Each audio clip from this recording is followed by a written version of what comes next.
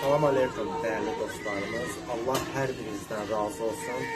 Kəpənək xəstəliyi üçün yığılan 500 AZ'ye məbləğ yığıldı. Allah hər birinizdən razı olsun. Evgün xanımın hesab kartını atırıq. Həqiqətən bu uşaqların üstündə çox əziyyətləri keçir.